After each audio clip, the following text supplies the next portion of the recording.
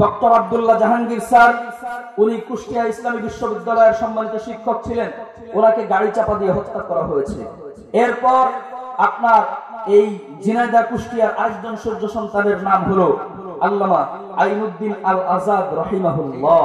উনাকেও গাড়ি চাপা দিয়ে হত্যা করা হয়েছে। ঠিক একই কায়দায় স্বৈরাচারের দোসররা তাদের আমলে যেভাবে ডক্টর আব্দুল্লাহ জাহাঙ্গীর স্যারকে হত্যা করেছে, যেমনি ভাবে তারা হযরত মাওলানা আইনুদ্দিন আল আজাদ রাহমাতুল্লাহি আলাইহিকে হত্যা করেছে, তারা যেমনি ভাবে বিস্ফোরকে আল্লামা সাঈদীকে হত্যা করেছে, একই কায়দায় তারা সার্জিস এবং হাসনাতকে হত্যা করার চেষ্টা করা হয়েছে। আমরা এই হত্যার অপচেষ্টা রোধ করার জন্য যতদিন পর্যন্ত তাদের বিরুদ্ধে আমরা একটা শক্ত অবস্থান তৈরি না করতে পারছি, যতদিন পর্যন্ত বাংলাদেশ থেকে ইসলামকে নিষিদ্ধ করতে না পারছি, ততদিন পর্যন্ত আমরা আমাদের আন্দোলন চালিয়ে যাব। কারা কারা তৈরি আছেন দুই হাত তুলে মালিককে দেখা দেন। নারায়ে তাকবীর, নারায়ে তাকবীর।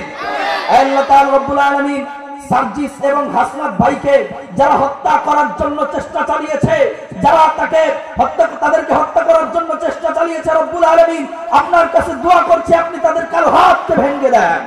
আল্লাহ তাআলা রব্বুল আলামিন আলিফ ভাইকে, অ্যাডভোকেট আলিফ ভাইকে যারা হত্যা করেছে, আল্লাহ তাআলা রব্বুল আলামিন তাদের কালো হাতকে আপনি ভেঙে গুড়িয়ে দেন। আল্লাহ তাআলা রব্বুল আলামিন আমরা আন্দোলন চালিয়ে যাব, আমরা আন্দোলন চালিয়ে যাব।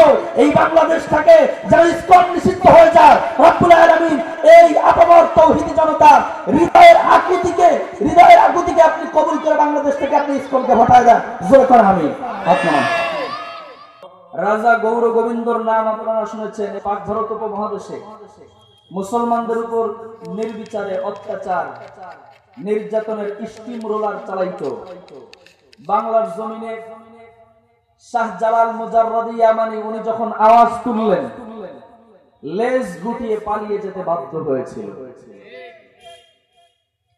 আরেকটু পরে এসে তসলিমা নাসরিন, আপনারা নাম শুনছেন, জাতীয় নষ্টা ভ্রষ্টা, এই মহিলা যখন বাংলাদেশের ক্যাপিটাল সিটি রাজধানীতে দাঁড়িয়ে আল্লাহ পাক রব্বুল আলামিনকে জালিম বলে গালি দিয়েছিল, সেদিন এই বাংলার জনগণ আপামর তৌহিদি জনতা ঘর থেকে বের হয়েছিল নারায়ে তাকবীর আল্লাহু আকবারের স্লোগানে। তৎকালীন সরকার এই বাংলার জমিনে তসলিমা নাসরিনকে আর একটা মুহূর্ত পর্যন্ত রাখার দুঃসাহস দেখায় নাই। আতলের তলে লুকিয়ে বাংলাদেশ পার করে ইন্ডিয়ায় যেতে বাধ্য করেছে। হাত তুলে বলেন ঠিক না বেঠে? সর্বশেষ আমরা দেখেছি 24-এর গণ অভ্যুত্থান। এই 24-এর গণ অভ্যুত্থানে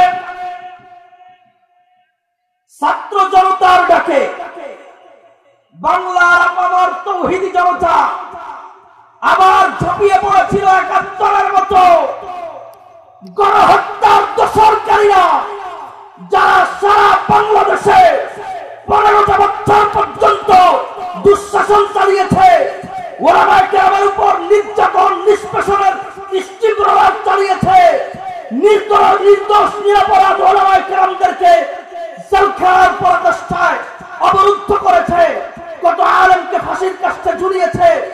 সর্বশেষ এই বাংলাদেশের আনাচে কানাচে আমাদের আল্লামা 50টা বছর পর্যন্ত তিনি তাফসীর করে বেরিয়েছেন, তাকে জেলখানার মধ্য থেকে বের করে চিকিৎসার নামে হাসপাতালে নিয়ে বিষ প্রয়োগে হত্যা করা হয়েছে।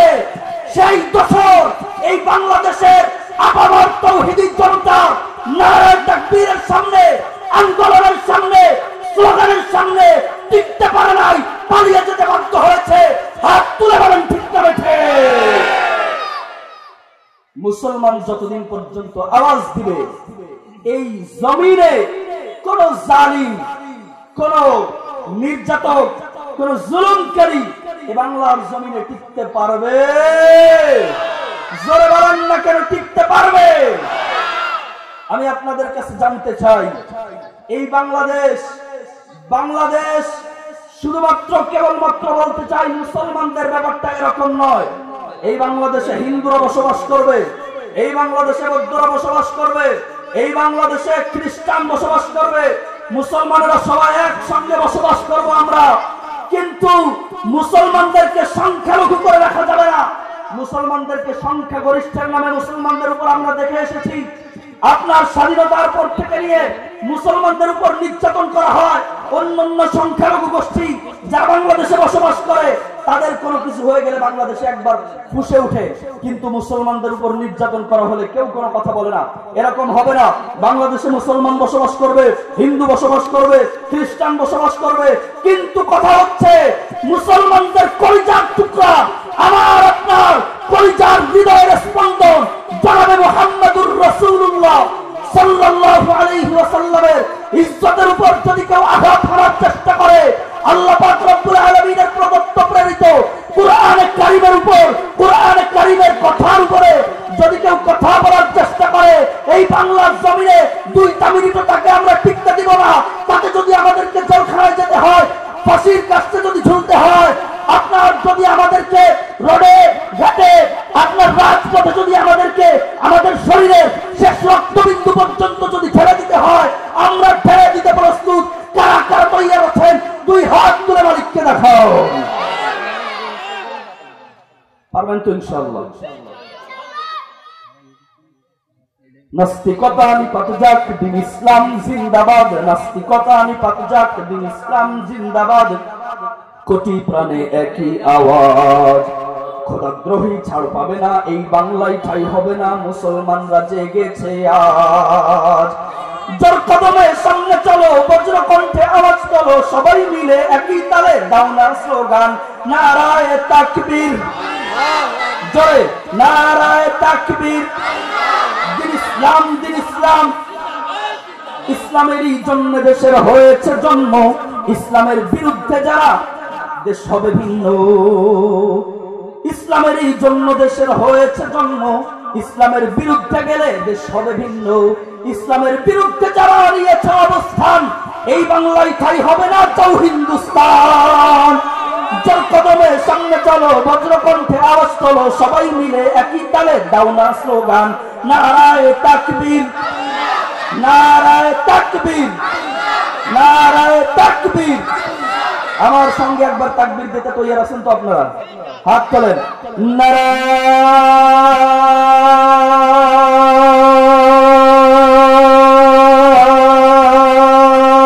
তাকবীর। সম্মানিত উপস্থিতি, আলোচনা শোনার জন্য আপনারা তৈরি আছেন? এখনো যারা বাইরে আছেন, আমি আপনাদেরকে অনুরোধ করছি আপনারা অতি দ্রুত মাহফিলের প্যান্ডেলের মধ্যে চলে আসেন। আমরা এখনই মূল আলোচনায় চলে যাব ইনশাআল্লাহ। যারা এখনো বাইরে আছেন অতি দ্রুত মাহফিলের ময়দানে চলে আসেন। আল কোরআনের ডাক এসেছে, ছুটে আয় সকলে মিলে, হায় রে নবী নাই রে প্রবীণ, ছুটে এই পতাকা তলে। আল কোরআনের ডাক এসেছে, ছুটে আয় সকলে মিলে, হায় রে নবী নাই রে প্রবীণ, ছুটে এই পতাকা তলে। কুরআন মোদের আলোর পথেও, কুরআন মোদের আশা, কুরআন মোদের সুখের জীবন, কুরআন ভালোবাসা। কুরআন মোদের আলোর পথেও, কুরআন মোদের আশা, কুরআন মোদের সুখের জীবন, কুরআন ভালোবাসা। মেনে নিলে তা খুশি রাসূল খোদা, মেনে নিলে তা খুশি রাসূল খোদা, শান্তি আছে সর্বকালে। কোরআনের ডাক এসেছে, ছুটে আয় সকলে মিলে, আয় রে নবী নাই রে প্রবীণ, ছুটে এই পতাকা তলে। মুসলমান আছে আর সেখানে অত্যাচার নাই, এমন কোন জায়গা নাই। এই বাংলাদেশ থেকে আপনার স্বৈরাচারের দোসররা, গণহত্যার দোসররা, গণহত্যাকারী সহ সবাই পালিয়েছে, কিন্তু তাদের গোপন এজেন্ডা বাস্তবায়নের জন্য এই বাংলাদেশের আনাচে কানাচে ছড়িয়ে ছিটিয়ে থাকা তাদের এজেন্ডা বাস্তবায়নকারী এজেন্ট তাদের অভাবে বাংলাদেশে নাই, যার প্রমাণ আমরা দেখতে পেয়েছি 24-এর গণ অভ্যুত্থানের অগ্রনায়ক অগ্রসেনা সার্জিস এবং হাসনাত, যারা এ বাংলাদেশের সূর্য সন্তান, যাদেরকে আপনারা মিডিয়া ব্যবহারকারী সবাই আপনারা চিনেন, এই সার্জিস এবং হাসনাত তারা 24-এর গণ অভ্যুত্থানের অগ্রনায়ক অগ্রসেনা, তারা এই অভ্যুত্থানের কমান্ডারের দায়িত্ব পালন করেছে, নেতৃত্বের দায়িত্ব তারা পালন করেছে। তাদের কারণেই আজকে আমরা বাংলাদেশের সূর্যের আলোর মুখ দেখতে পেয়েছি। আজকে তাদেরকে হত্যা করার জন্য উঠে পড়ে লেগেছে এই স্বৈরাচারের দোসররা, ঠিক কিনা বলেন?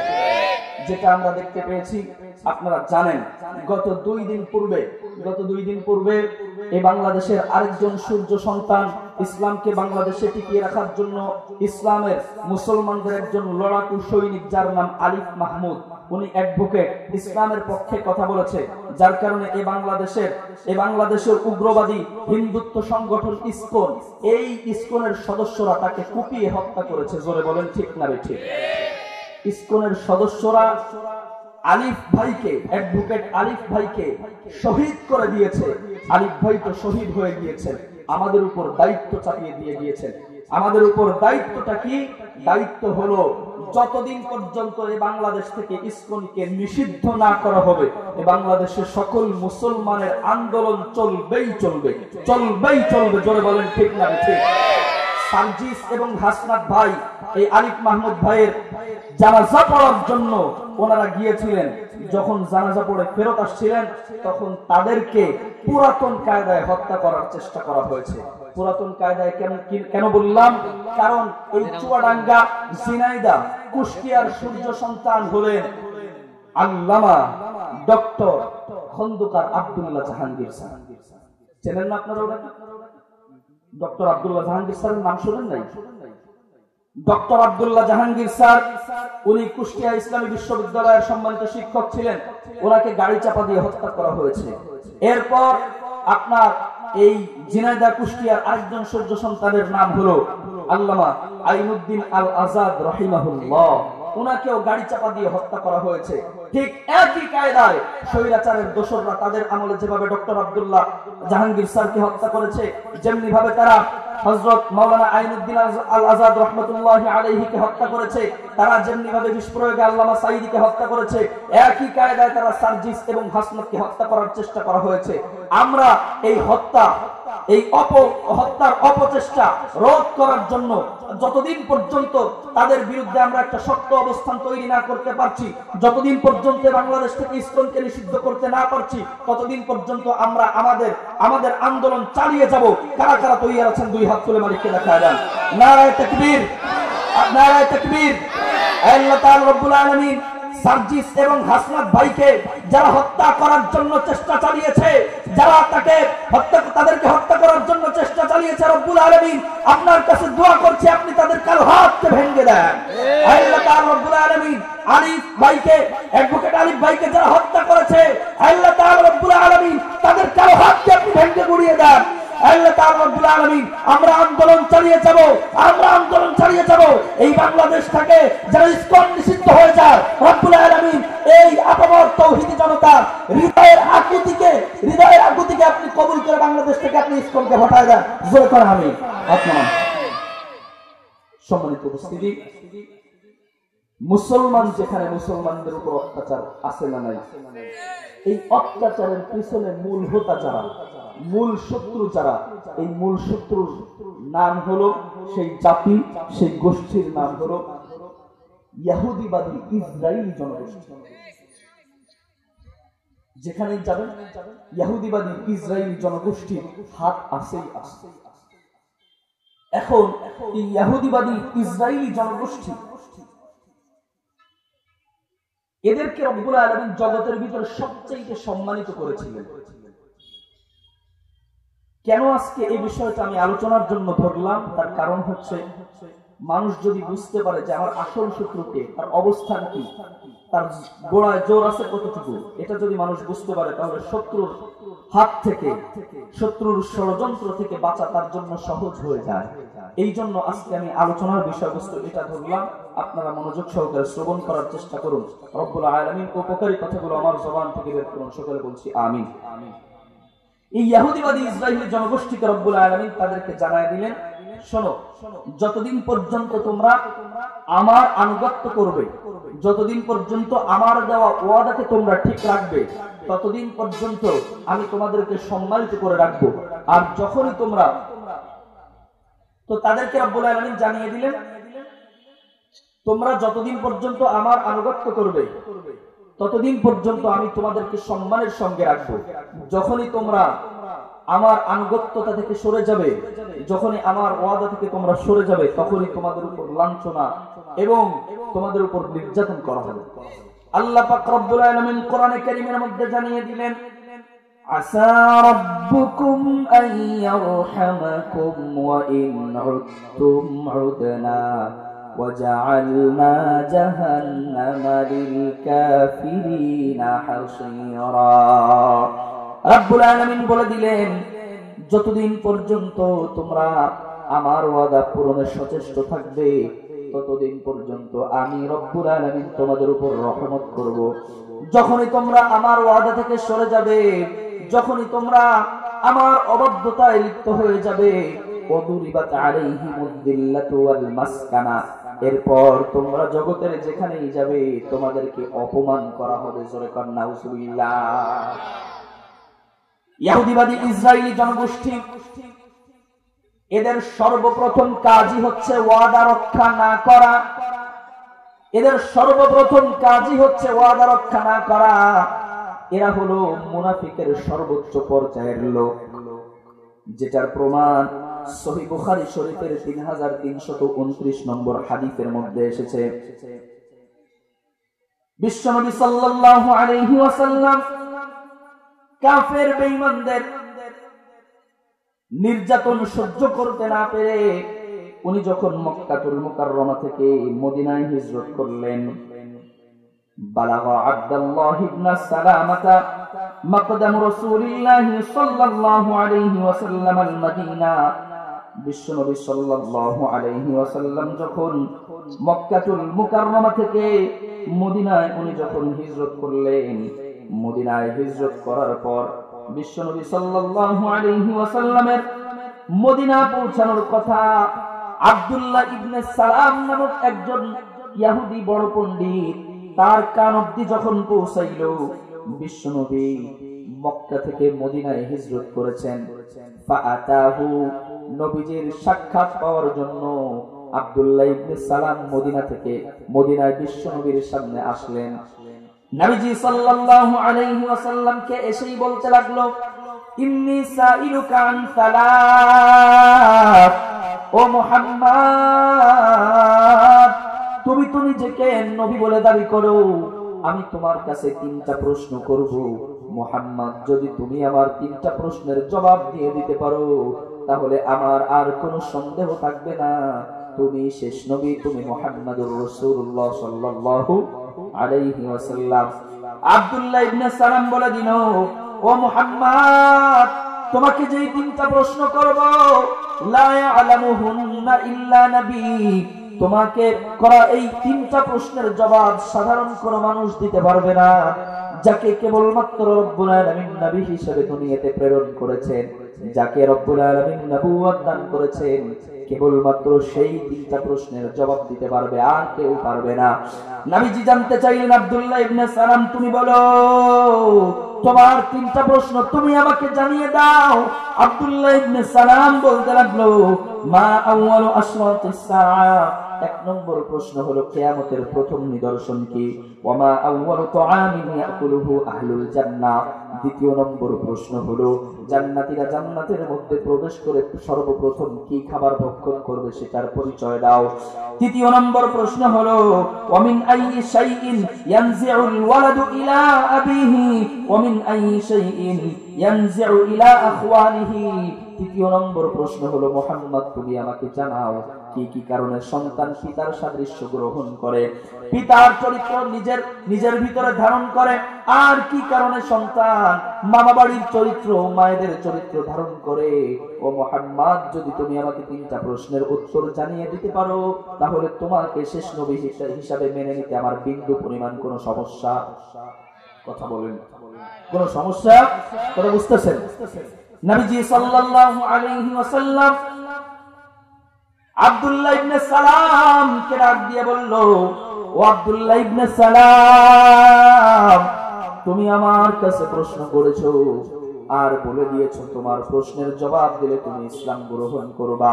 আব্দুল্লাহ ইবনে সালাম, তুমি জেনে নাও, খবরানি বিহিন্না আনিফান জিবরিল, তুমি আমার কাছে প্রশ্ন করেছো, তুমি আমার কাছে এই প্রশ্ন করেছো, আল্লাহ রাব্বুল আলামিন তোমার সামনে আমাকে অপমান করবেন না। তোমার প্রশ্ন করার সঙ্গে সঙ্গে রব্বুল আলামিনের নির্ধারিত ফেরেশতা জিবরিল আমিন তোমার প্রশ্নের জবাবগুলো আমাকে জানিয়ে দিয়েছে। আস্তে কইলেন সুবহানাল্লাহ। আব্দুল্লাহ ইবনে সালামকে বিশ্বনবী সাল্লাল্লাহু আলাইহি ওয়াসাল্লাম প্রশ্নের জবাব দিয়া দিলেন। বিশ্বনবী বললেন, আম্মা আউয়ালু আশরাতিস সাআ ফানারুন তাহশুরুন নাস মিনাল মাশরিকি ইলাল মাগরিব। আব্দুল্লাহ ইবনে সালাম, তুমি জেনে নাও, কিয়ামতের সর্বপ্রথম নিদর্শন হলো পূর্ব দিক থেকে একটা আগুনের দলা বের হবে।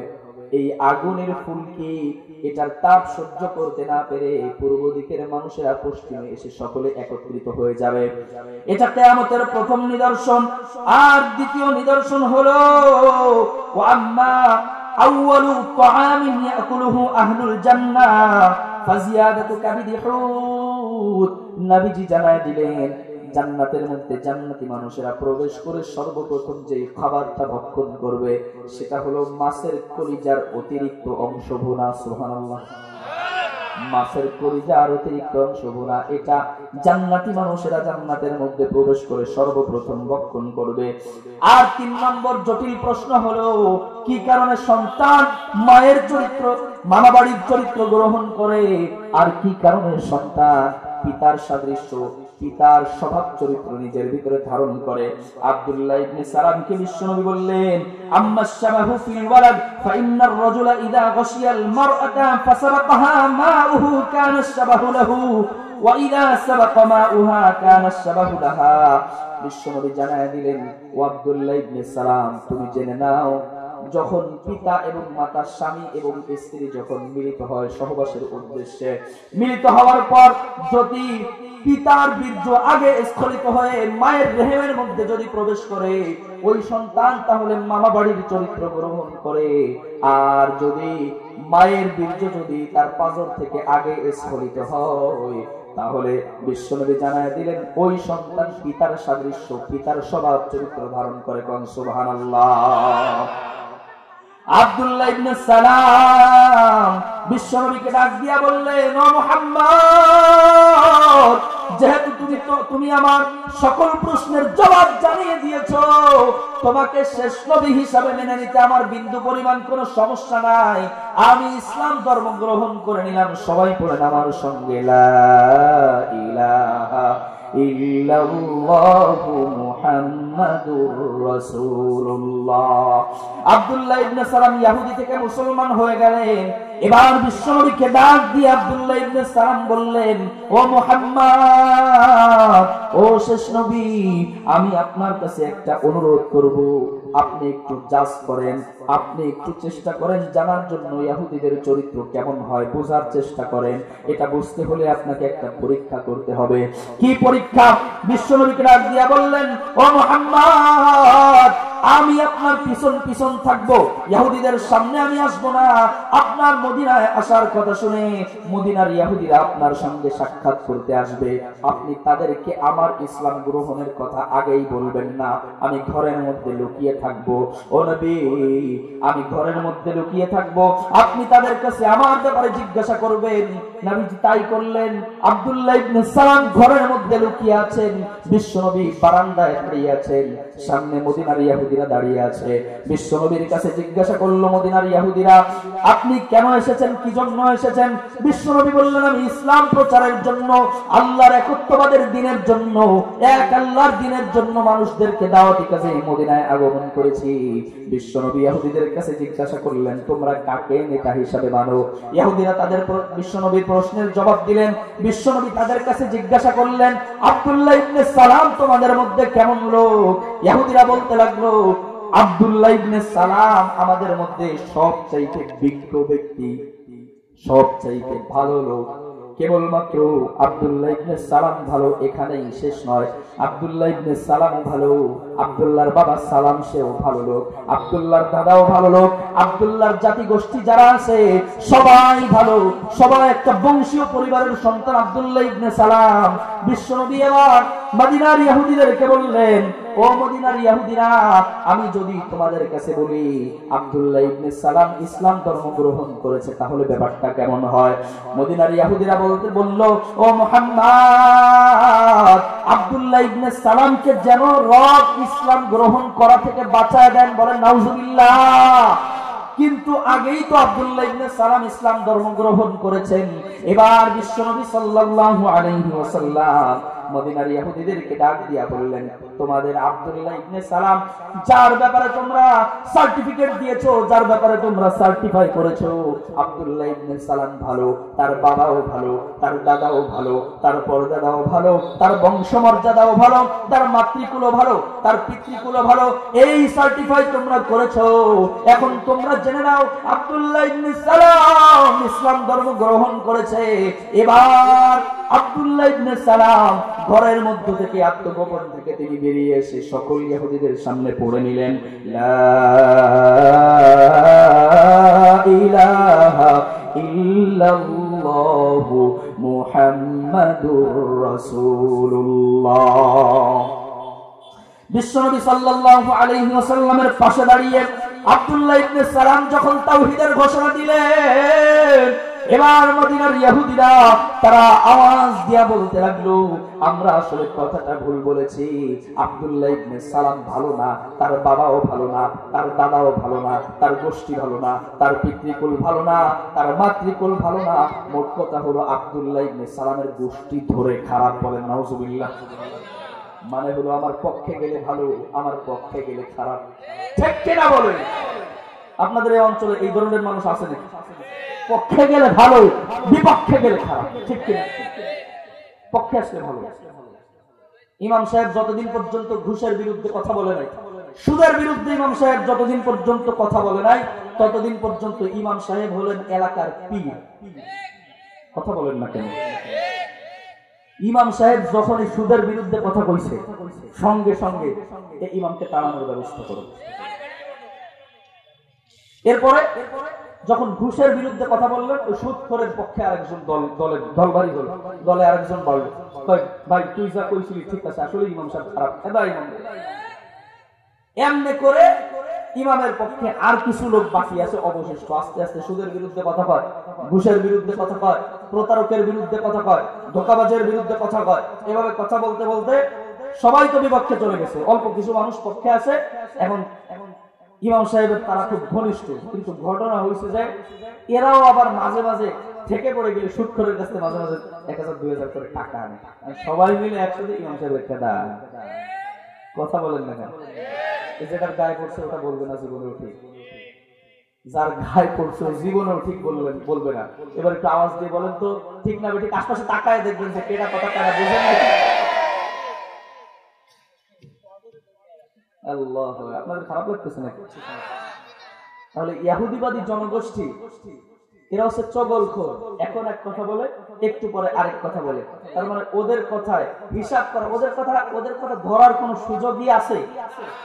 কখন যে কি করবে বোঝা যাবে না। কখনো বোরকা পরবে, কখনো তাহাজ্জুদের ঘোষণা দিবে, কখনো বলবে আমি 70-80 রাকাত তাহাজ্জুদ পড়ি, আবার কখনো কপালে সিঁদুর নিয়ে হাতে শাখা নিয়ে হিন্দুস্তানে দুর্গা পূজার আপনার পূজা করার জন্য দৌড়াবে। ঠিক কিনা বলেন? ঠিক কিনা বলেন?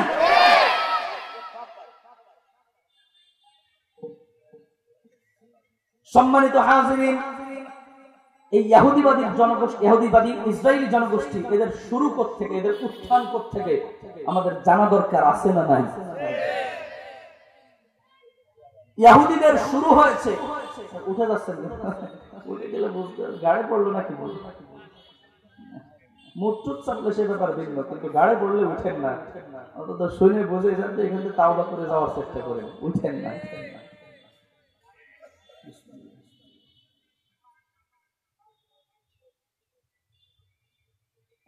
যারা দাঁড়ায় আছেন সম্ভব হলে একটু বসেন, তো যদি সম্ভব হয় একটু বসেন, আর যদি অসুবিধা হয় অন্তত সরে যায় না, যারা একটু দাঁড়ায় দেন, আর যদি ভালো লাগে তাহলে বসেন। ইহুদিবাদী ইসরায়েলি জনগোষ্ঠীর শুরু হচ্ছে হযরতে ইব্রাহিম আলাইহিস সালাতু ওয়াস সালাম থেকে। খুব মনোযোগ। ইব্রাহিম আলা নবিয়ুনা, ওনার দুইজন স্ত্রী, জোরে বলেন কয়জন? বড়জনের নাম সারা আলাইহিস সালাম, ওনার সন্তানের নাম হচ্ছে ইসহাক আলাইহিস সালাম। আর দ্বিতীয় পক্ষের স্ত্রী, তার নাম হাজার, যেটাকে আমরা বাংলায় হাজেরা বলে থাকি। আছে নাকি আপনাদের এলাকায় দু একটা হাজেরা? আসলে মূলত নামটা হাজেরা না, নামটা কি? হাজার। কি নাম? হাজার। এই হাজার আলাইহিস সালাতু ওয়াস সালাম, ওনার গর্ভে যিনি জন্মগ্রহণ করেছেন, ওনার নাম হচ্ছে হযরতে ইসমাঈল আলাইহিস সালাতু ওয়াস সালাম। আল্লাহ সুবহানাহু ওয়া তাআলা হযরত ইসহাক থেকে অনেক নবী দুনিয়াতে প্রেরণ করেছেন, যেটাকে উলামায়ে কেরাম বলে থাকেন 1 লক্ষ অথবা 2 লক্ষ 24,000 নবী। এই এতগুলো নবী যারা আসছেন, কিছুটা মতানৈক্য থাকতে পারে, যত নবী আসছেন সব সারা আলাইহিস সালামের গর্ভ থেকে ইসহাক আলাইহিস সালাম, ওনার ঔরসজাত সন্তান এই এত 1 লক্ষ 2 লক্ষ 24,000 নবী। আর হযরত ইসমাঈল আলাইহিস সালাতু ওয়াস সালাম, ওনার পক্ষ থেকে ওনার ঔরসে একজন নবী, তার নাম কি জোরে বলেন তো? মুহাম্মাদুর রাসূলুল্লাহ সাল্লাল্লাহু আলাইহি ওয়াসাল্লাম। বিশ্বনবী সাল্লাল্লাহু আলাইহি ওয়াসাল্লামকে এই 1 লক্ষ মতান্তরে 2 লক্ষ 24,000 পয়গম্বরের চাইতেও আমাদের নবীজিকে সর্বশ্রেষ্ঠ করা হয়েছে। জোরে কান আল্লাহু আকবার। আমরা সেই নবীর উম্মত, ঠিক কি না? আমরা সেই নবীর উম্মত। ইহুদিবাদী ইসরায়েলি জনগোষ্ঠীর আমাদের উপরে সবচাইতে বেশি রাগ হচ্ছে কারণে যে আমাদের থেকে এত নবী পৃথিবীতে আসলো, আর সর্বশেষ মুহাম্মাদুর রাসূলুল্লাহ সাল্লাল্লাহু আলাইহি ওয়াসাল্লামের নবী, তার থেকে যত উম্মত পৃথিবীতে আসছে তাদেরকে রব্বুল আলামিন বেশি সম্মানিত করলেন, এই জন্য ওদের রাগ আমাদের উপর বেশি। কথা বুঝে আসছে? আপনারা দেখে থাকবেন গ্রামাঞ্চলে অনেকটা এরকম হয়ে থাকে, এক ভাইয়ের মোটামুটি 8টা 10টা সন্তান, আরেক ভাইয়ের একজন সন্তান, একটা ছেলে, বাদ বাকিগুলো মেয়ে। এখন এই আপনার বড় ভাই যার 10-12টা ছেলে আছে, এ সব সময় চেষ্টা করে যেহেতু তার জমিগুলো 10-12 ভাগ হয়ে যাবে, আর ছোট ভাই তার একজন মাত্র সন্তান, সে তার একটাই ছেলে, এত সম্পদের মালিক হয়ে যাবে, এজন্য বড় ভাই সহ্য করতে পারে না, ছোট ভাইকে সবসময় খাটো করে রাখার চেষ্টা করে। এক পর্যায়ে দেখা গিয়েছে এই ছোট ভাইয়ের একজন মাত্র সন্তান ওই বড় ভাইয়ের আপনার 10 জন সন্তানের চাইতেও অনেক গুণ বেশি মর্যাদা সম্পন্ন হয়ে গেছেন, রব্বুল আলামিন তাকে মর্যাদা দান করছেন। এজন্য এই ছোট ভাইয়ের একটা মাত্র সন্তানের বিরুদ্ধে বড় ভাইয়ের 10 সন্তান সবসময় ষড়যন্ত্রে লিপ্ত থাকে। এরকম চিত্র বাংলার জমিনে আছে না নাই? আমাদের খুলনায় আছে, আপনাদের নাগদা অঞ্চলে মনে হয় নাই। আছে। সম্মানিত উপস্থিতি, তাহলে আল্লাহ পাক রব্বুল আলামিন ইসহাক আলাইহিস সালাতু ওয়াস সালাম, যিনি আপনার হযরত সারা আলাইহিস সালামের গর্ভে জন্মগ্রহণ করেছেন, ওনাকে 12টা সন্তান দান করেছেন। কয়টা? 12টা। ইসহাক আলাইহিস সালাতু ওয়াস সালামের সন্তান একজন ইয়াকুব, ইয়াকুবের ঔরসে 12 জন সন্তান দান করছেন।